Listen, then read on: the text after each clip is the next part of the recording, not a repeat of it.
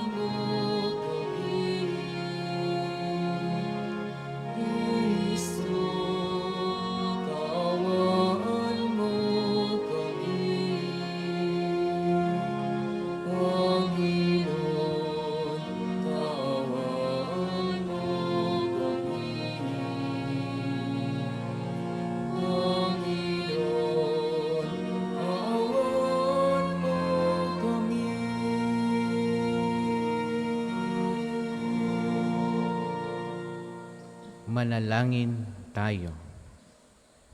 Ama naming makapangyarihan, lakas ka ng mga walang inaasahan kundi ikaw. Ang pagluhog namin na iyong pagbigyan sapagkat kami mga tao lamang, napawang mahihina kapag iyong iniwanan. Kaya naman kami lagi mong tulungan upang sa pagtupad ng iyong mga kautusan, ikaw ay aming mabigyang kasiyahan sa aming iniisip at ginagawa araw-araw. Sa pamamagitan ni Kristo, kasama ng Espiritu Santo, magpasawalang hanggan. Amen.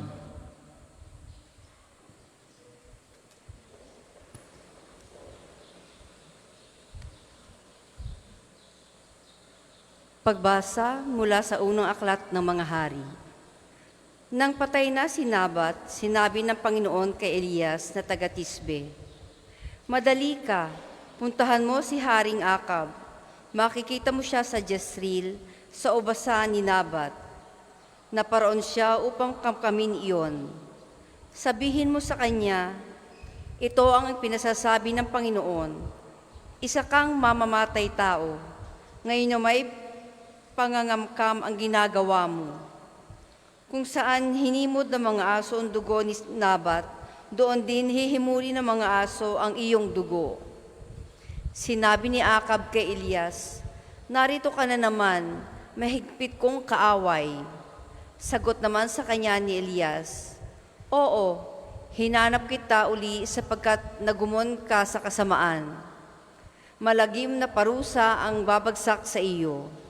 Ganito ang ipinasasabi ng Panginoon, itatakwil kita, lilipulin ko ang mga anak mong lalaki, matanda at bata. Parurusahan kita tulad ng ginawa ko sa angkan ni Jeroboam na anak ni Nabat at sa angkan ni Baasa na anak ni Ahiyas, sapagkat ako'y ginalit mo at binulid mo ang Israel sa pagkakasala. Ito naman ang sumpa laban kay Jezebel.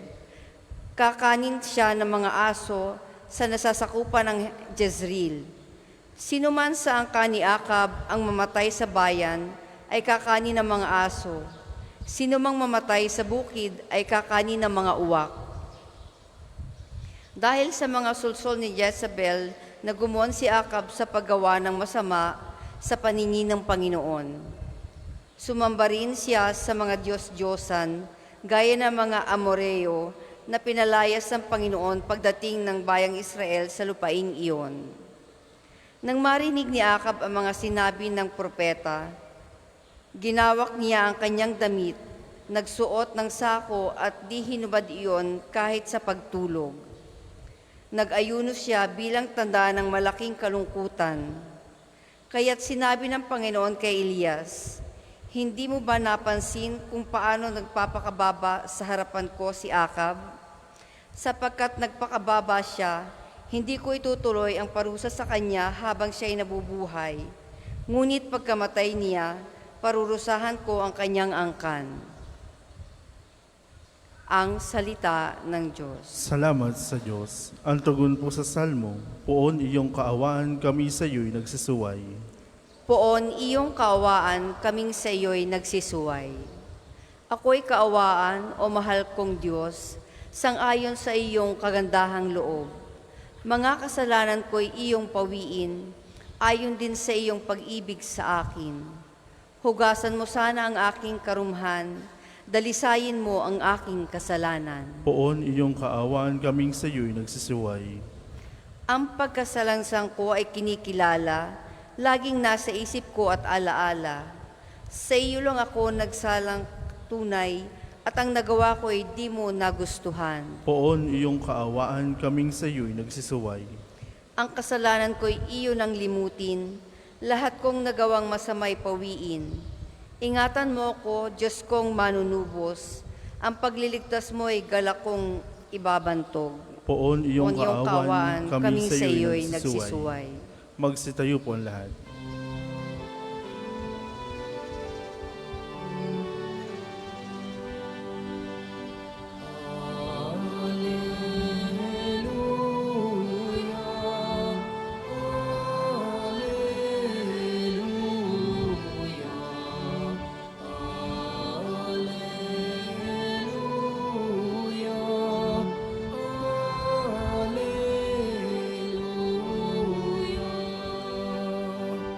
Magutusan ni Kristo, magbibigang sana kayo, katulad ng pag-ibig ko. Alleluia, Alleluia,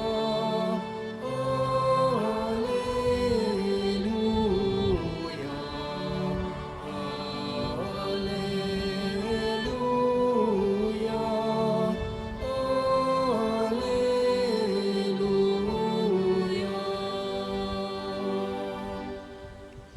Sumainyo ang Panginoon. At sumainyo rin. Ang mabuting balita ng Panginoon ayon kay San Mateo. Papuri sa iyo, Panginoon. Noong panahong iyon, sinabi ni Jesus sa kanyang mga alagad, "Narinig na ninyong sinabi, ibigin mo ang iyong kaibigan at kapuotan mo ang iyong kaaway. Ngunit ito naman ang sabi ko, ibigin ninyo ang inyong mga kaaway at idalangin ninyo ang mga umuusig sa inyo upang kayo'y maging tunay na anak ng inyong amang nasa langit, sapagkat pinasisikat niya ang araw sa masama at sa mabubuti at pinapapatak niya ang ulan sa mga banal at sa mga makasalanan. Kung ang mga umiibig sa inyo ang siya lamang ninyong iibigin, ano pang gantimpala ang inyong hihintayin? Hindi ba't ginagawa rin ito ng mga publikano? At kung ang binabati lamang ninyo ay ang inyong mga kapatid, ano ang nagawa ninyong higit kaysa iba? Ginagawa rin iyon ng mga hintil. Kaya dapat kayong maging ganap gaya ng inyong amang nasa langit." Mga minamahal na mga kapatid, ang mabuting balita ng Panginoon. Pinupuri ka namin, Panginoong Hesukristo. Magandang umaga po sa inyong lahat. Munang muli, palakpakan, purihin ang ating dakilang Panginoon, mga minamahal na mga kapatid. Ganun din ang ating mahal at dakilang patron, Santo Padre Pio. Palakpakan natin, Santo Padre Pio. Marami tayong daladala ngayon na hinihiling kay Padre Pio at nawa ang mga may karamdaman, mga may special na intensyon sa oras na ito, para sa kapayapaan ng mga kaluluwa ng mga yumao. Yan ang ating hinihiling sa pamamagitan ng banal na misa at sa tulong at panalangin ni Santo Padre Pio. Ating tingnan ang mga pagbasa ngayon. Sa Salmo, narito, "Poon iyong kaawaan, kaming sa iyo'y nagsisuway." Yan ang ating dasal. Poon kami iyong kaawaan, kaming mga makasalanan. Yan ang lagi nating dasal sa Diyos, sapagkat tayong mga tao, marurupok, mahihina, at laging paulit-ulit sa pagkakasala. Kaya yan ang ating dasal. At ito naman ay ito'y tugon, ito'y respond sa unang pagbasa na ating napakinggan. Kahapon, kita natin yung may-ari ng ubasan nagustuhan ng hari. Itong sinabot ang kanyang ubasan, nagustuhan ng hari, ni Haring Akab. At gusto niyang kamkamin. Pero ayaw ipagbili sa kanya. Pero yung kanyang reyna, ang kanyang asawa, ang ginawa, pinagbintangan itong sinabot na siya'y nagsasalita ng hindi maganda sa Diyos at sa hari. Kaya siya'y ipinapatay. At nung siya'y patay na, kinuha na ng hari ang kanyang lupa. Pero alam ng Diyos ang kanyang ginawa. Kaya isang propeta ang sinugo sa kanyang harapan. Si Elisha, Si Elias.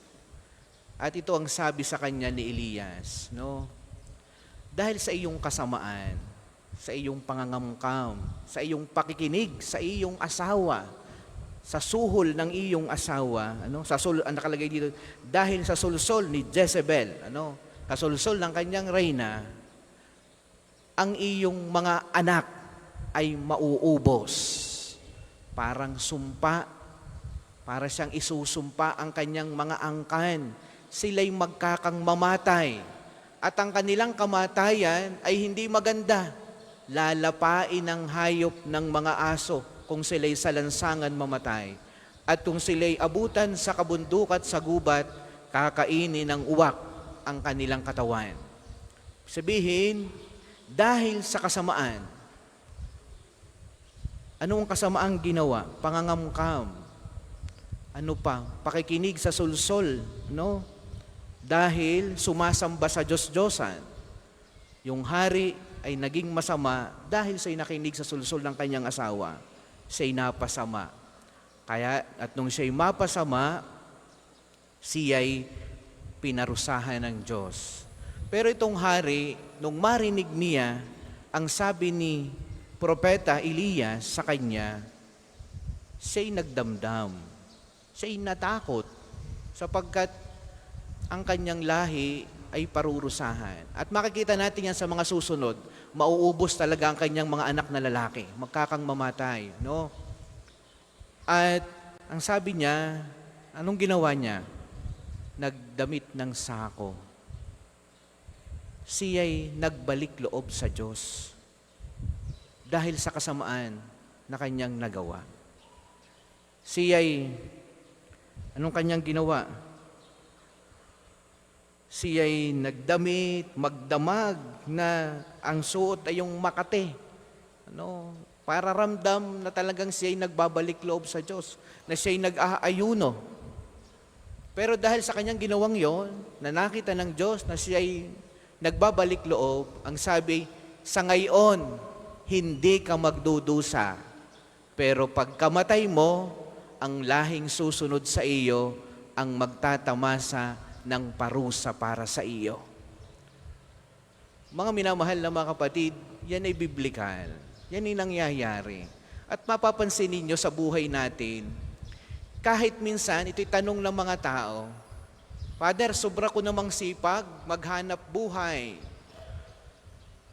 Ako na may walang ginagawang masama, mabuti ako'y patas kong lumaban. Pero bakit parang ako'y isinumpa? Ang mga anak ko'y hindi nagiging magandang takbo ng buhay. Nagkakasakit. May mga nangyayaring hindi maganda. Pero ang tanong niya'y, ako'y mabuting tao. Bakit sila'y ganyan ang nangyayari? At bakit ganito ang sinasapit ng buhay ko? Tingnan ninyo ang pagbasa. Marahil mabuting tao tayo. Pero yung nauna sa atin, yung ating lolo, yung ating mga great-great-grandfathers, no? Yung ating mga lola, yung ating magulang, baka sila'y may kasalanang nagawa na ang nagdudusay tayo. At yan biblikal, yan hanggang 4th generation, no? Anong gagawin ng mga taong matuwid dito? Nung dumating sa Jesus, ang tawag natin dito, ang mga inchik, may kanya-kanyang paniniwala dyan. Ang tawag ay healing of family tree. Hinihil ng mga inchik, sapagkat sila para silang meron ding paniniwalang ganyan. Hinihil yung family tree, yung mga naging takbo ng kanilang pamilya, yung naging takbo ng kanilang angkan. Hinihil. Sabihin ay muling pinadadaloy ang biyaya, inaalis ang sumpa sa angkan. No? Sa ating panahon, paano natin yan ihihil kung ikaw ay dumadanas ng ganyan? Ang isa na naghihil at nagpapadaloy muli ng biyaya sa ganyan, sa iyong angkan, una, kung merong magpapahari sa inyong pamilya. Ang pari ang magpapadaloy ng biyaya sapagkat siya ang magtatamasa, siya ang magiging sakripisyo para sa lahat. No? Kung walang magpapari, papaano na?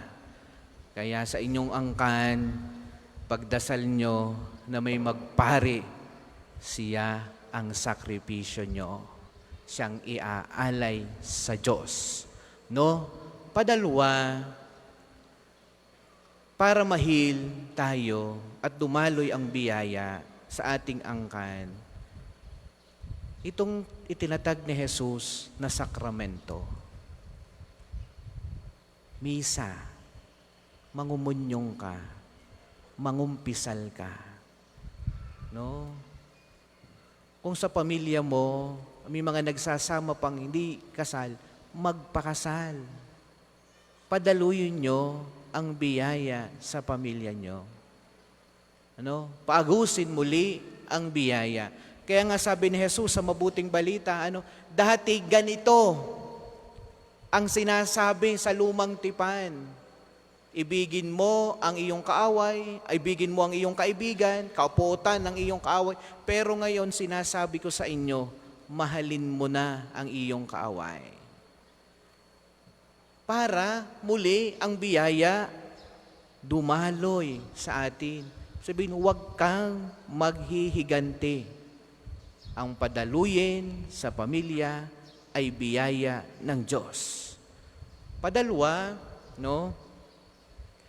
Huwag tayong masanay sa kasalanan. No? Huwag niyong sanayin na ang pamilya niyo ay namumuhay sa kasalanan.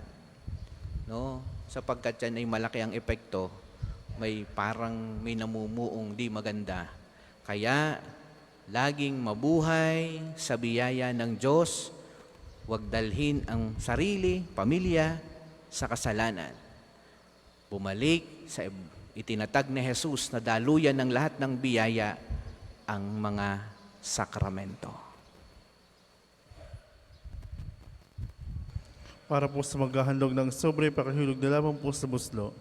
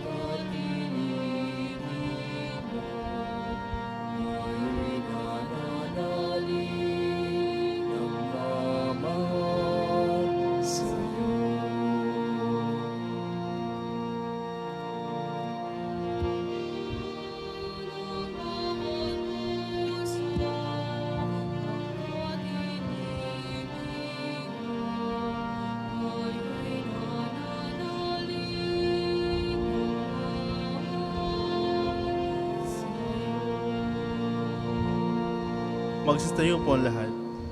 Manalangin kayo mga kapatid upang itong ating paghahain ay kalugdan ng Diyos Amang makapangyarihan. Tanggapin nawa ng Panginoon itong paghahain sa iyong mga kamay, sa kapurihan niya at karangalan sa ating kapakinabangan at sa buong sambayaniyang banal. Ama naming lumikha, kami ginawa mong may angking katauhan na dapat pakanin at pangalagaan at iyong dinudulutan ng banal na pakikinabang. Pagkaloob mong kami huwag magkulang sa mga inuukol mo sa aming kapakanan sa pamamagitan ni Hesukristo kasama ng Espiritu Santo magpasawalang hanggan. Amen.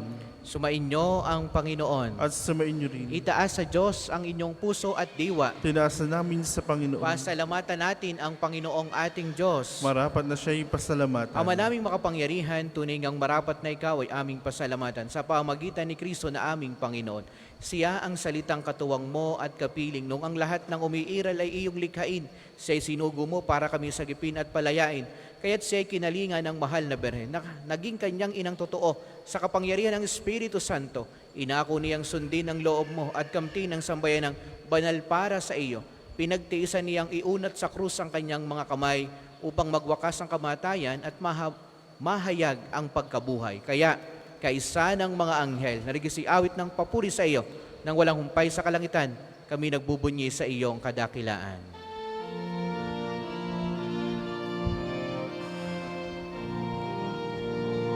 Santo, Santo, Santo, Panginoong Diyos ng mga ako, napupuno ang langit at lupa ng kadakilan mo. Hosana, Hosana, sa kaitaasan, pinagpala na paririto sa ngalan ng Panginoon. Hosana, Hosana, sa kaitaasan.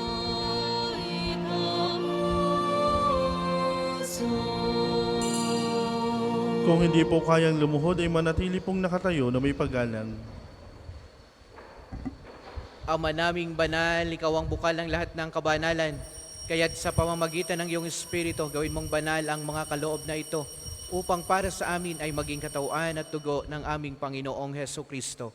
Bago niya pinagtiis ang kusang loob na maging handog, hinawakan niya ang tinapay, pinasalamatan kaniya, pinagati-hati niya ayon, iniabot sa kanyang mga alagad at sinabi, tanggapin ninyong lahat ito at kanin, ito ang aking katawan na ihahandog para sa inyo.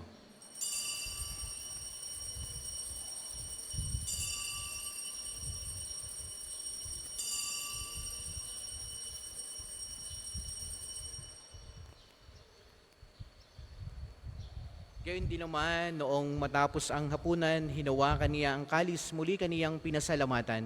Iniabot niya ang kalis sa kanyang mga alagad at sinabi, tanggapin ninyong lahat ito tinumin, ito ang kalis ng aking dugo, ng bago at walang hanggang tipan. Ang aking dugo na ibubuhos para sa inyo at para sa lahat, sa kapagpapatawad ng mga kasalanan, gawin niyo ito sa pag-alaala sa akin.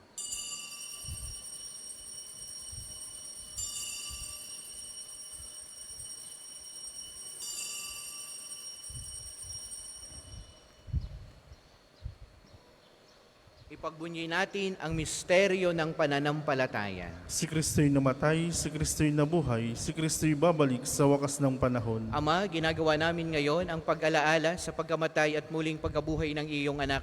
Kaya tiniaalay namin sa iyo ang tinapay na nagbibigay buhay, tangkalis na nagkakaloob ng kaligtasan. Kami nagpapasalamat dahil kami iyong minarapat na tumayo sa harap mo para maglingkod sa iyo.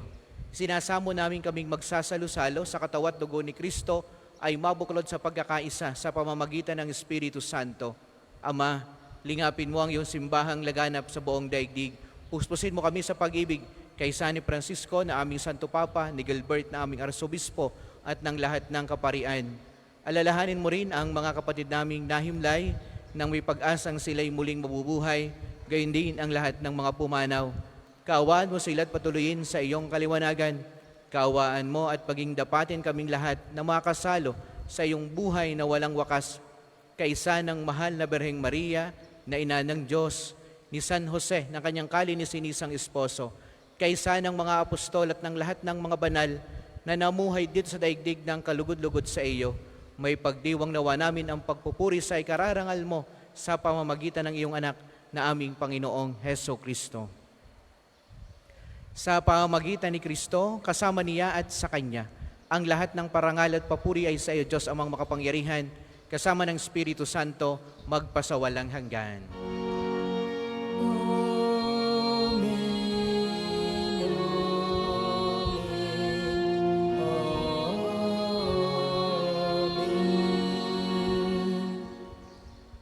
Awitin natin ang Ama namin.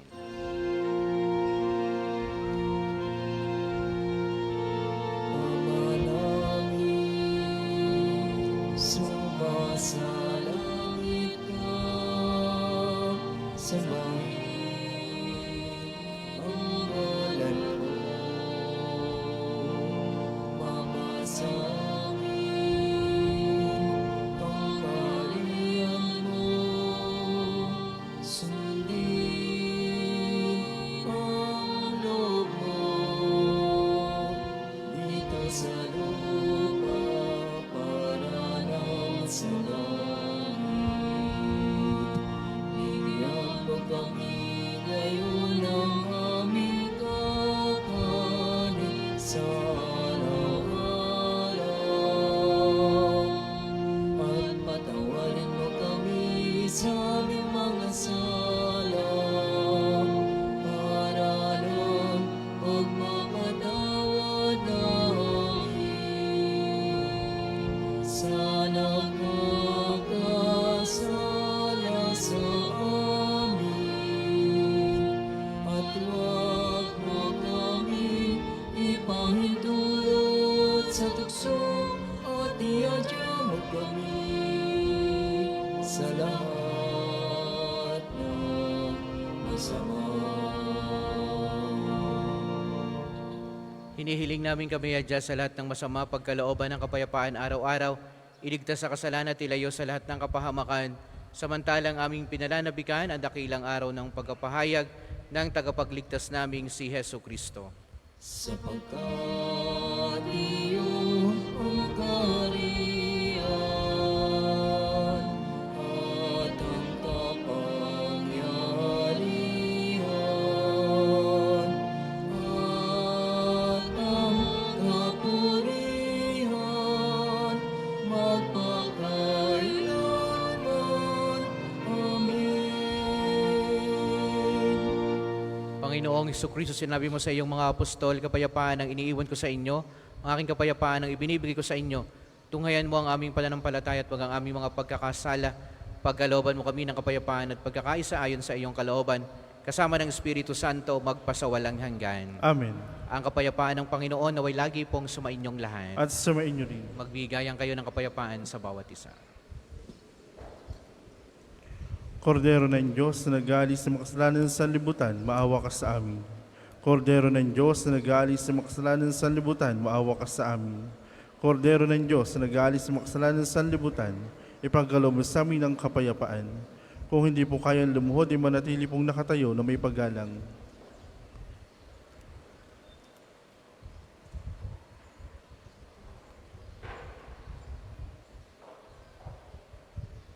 Ito ang kordero ng Diyos, ito ang nag-aalis ng kasalanan ng sanlibutan. Mapalad ang mga inanyayahan sa kanyang banal na piging. Panginoon, hindi ako karapat-dapat na magpatuloy sa iyo. Ngunit sa isang salita mo lamang ay gagaling na ako.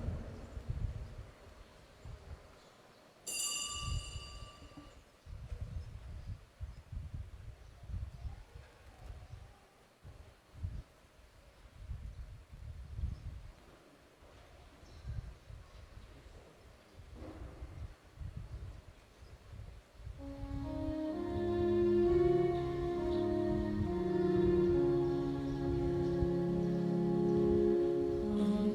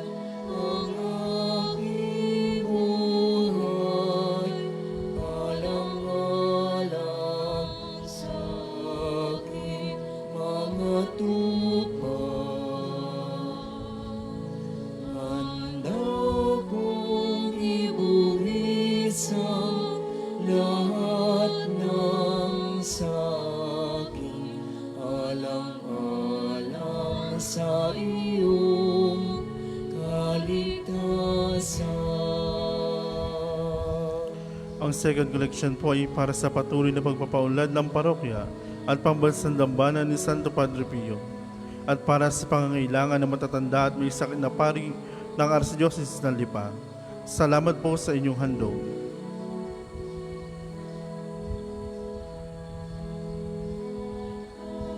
na mawalay sa pipiling.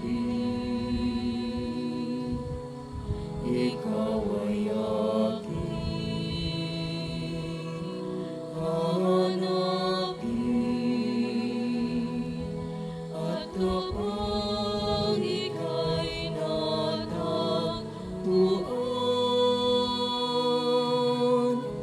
pauwi sa balikat ko ipapasal.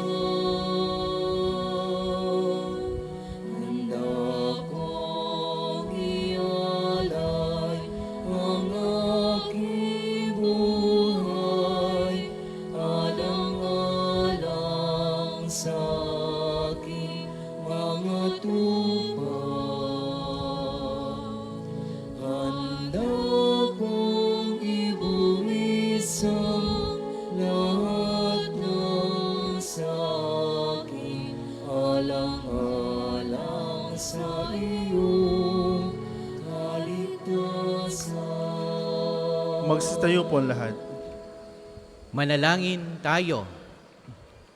Ama naming mapagmahal, ang pinagsaluhan naming banal na pakikinabang na nagpapahiwatig ng iyong pakikiisa sa tanang nariritong nakikipagdiwang ay magdulot nawa ng pagkakaisa sa iyong sambayanan sa pamagitan ni Kristo kasama ng Espiritu Santo magpasawalang hanggan. Amen. Panalangin ng pagtitiwala kay Santo Padre Pio. Tayo pong lahat. Padre Pio, taga Petrelcina, mongheng banal. Pintakasing santo ng milenyong kasalukuyan.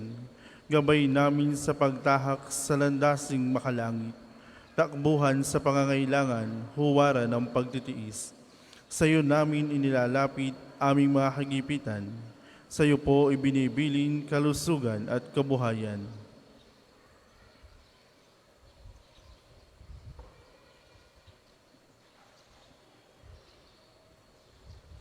Di man karapat-dapat, kami po ay pagbigyan, bendisyonan at basbasan, maging ganap sa buhay. Lumayo nawa kami, umiwas sa kasalanan, lumapit lagi sa Diyos, maging matatag at matibay. Sa mabuting balita ng pagliligtas, turuan mo kami nawa, sa tuwina ay makinig, magnilay at sumampalataya. Amin pong pakiusap itong mga kahilingan, puso ay nagsisisi, nagtitikang taimtiman. Di na muling magkasala, sunod lagi sa Diyos Amang, kaisa ng Espiritu at ni Jesus sa tagapamagitan. Amen. Magsipo muna po lahat para sa ilang patalastas. Una, sa inyong pagdalaw sa pambansang dambana, mangyaring pakaingatan ng inyong mga personal na gamit. Hangad namin ng isang matiwasay at maayos na pagbisita sa National Shrine. Ikalawa, sa pagnanais nating palawakin ang dokumentasyon at datos sa mga pilgrims and devotees na bumibisita sa pambansang dambana, kami po ay nag-aanyaya sa inyong lahat na makilahok sa isinasagawang paglakap ng impormasyon na makakatulong sa pagpapaunlad ng ating turismong pangsimbahan. Makikisuyo po kami na pakiscan ng QR code na inyong makikita sa paligid ng simbahan at pakikumpleto ng mga impormasyong kinakailangan. Makakaasa po kayo sa aming pag-iingat ng private information na inyong ibabahagi bilang pagsunod sa Batas ng Data Privacy Act of 2012. Ang inyong pakikiisa ay malaking tulong at susi sa tagumpay ng proyektong ito. 3 ng buwan, ang araw ng pagpapagaling ng Panginoon sa pamamagitan ni Santo Padre Pio. Ang mga oras ng healing mass and healing liturgy na may paggagawad ng langis ay sa ganap na ika-9 ng umaga at ika-6 ng gabi. Kayo po at inyong mga may sakit ay inaanyayahan. Ang susunod pong misa ay sa ganap na ika-12 ng tanghali. Maraming salamat po at mangyaring panatilihin natin ang kalinisan, katahimikan at diwan ng pananalangin sa loob at labas ng ating simbahan. Magsitayo po ang lahat para sa magbabasbas ng religious articles. Mga kapatid, manalangin tayo sa Diyos amang makapangyarihan upang tayo maging kawangis ni Kristo sa taimtim na pagdalangin sa tulong ng mga larawan at mga dasalan. Ilabas niyo ang lahat ng inyong mga pabeblesan. O Panginoong Diyos, ikaw ang bukal ng lahat ng pagpapala at biyaya. Ibuhos mo ang iyong bendisyon sa mga gamit na ito sa pananalangin na nagpapaalala na iyong kabutihan, kabanal at pagmamahal sa amin upang ang lahat ng dumulog at magdasal gamit ang mga ito ay magtamo ng iyong awa at biyaya. Loobin mong tularan nawa nila ang kabanal at aral ng Panginoon at ng mga santo magpasawalang hanggan. Amen. Ama namin, sumasalangit ka, sambahin ang ngalan mo, mapas sa amin ang kaharian mo, sundin ang loob mo dito sa lupa para ng sa langit. Bigyan mo kami ngayon ng aming kakanin sa araw-araw, at patawarin mo kami sa aming mga sala, para ng pagpapatawad namin sa nagkakasala sa amin. At huwag mo kaming pahintulo sa tukso, at yadya mo kami sa lahat ng masama. Amen. Aba, Ginoong Maria, napupuno ka ng grasya, ang Panginoon Diyos ay sumasa iyo. Bukod kang pinagpala sa babaeng lahat, at pinagpala naman ng iyong anak sa Jesus. Santa Maria, Ina ng Diyos, ipanalangin mo kami makasalanan, ngayon at kung kami mamamatay. Amen. Aba, Ginoong Maria, napupuno ka ng grasya, ang Panginoon Diyos ay sumasa iyo. Bukod kang pinagpala sa babaeng lahat, at pinagpala naman ng iyong anak sa Jesus. Santa Maria, Ina ng Diyos, ipanalangin mo kami makasalanan, ngayon at kung kami mamamatay. Amen. Aba, Ginoong Maria, napupuno ka ng grasya, ang Panginoon Diyos ay sumasa iyo. Bukod kang pinagpala sa babaeng lahat, at pinagpala naman ng iyong anak sa Jesus. Santa Maria, Ina ng Diyos, ipanalangin mo kami makasalanan, ngayon at kung kami mamamatay. Amen. Aba, Ginoong Maria, napupuno ka ng grasya, ang Panginoon Diyos ay sumasa iyo. Bukod kang pinagpala sa babaeng lahat, at pinagpala naman ng iyong anak sa Jesus. Santa Maria, Ina ng Diyos, ipanalangin mo kami makasalanan, ngayon at kung kami mamamatay. Amen. Luwalhati sa Ama, sa Anak, at sa Espiritu Santo, kapara nung una ngayon, at magpakailanman magpasawalang hanggan. Amen. Luwalhati sa Ama, sa Anak, at sa Espiritu Santo, kapara nung una ngayon, at magpakailanman magpasawalang hanggan. Amen. Luwalhati sa Ama, sa Anak, at sa Espiritu Santo, kapara nung una ngayon, at magpakailanman magpasawalang hanggan. Amen. Sumainyo ang Panginoon At sumainyo rin. at pagpalaing kayong lahat ng makapangyarihang Diyos, ang Ama, ang Anak at ang Espiritu Santo. Amen. Ang banal na misa ay naialay na humayo kayong lagi sa pag-ibig ni Kristo. Salamat sa Diyos.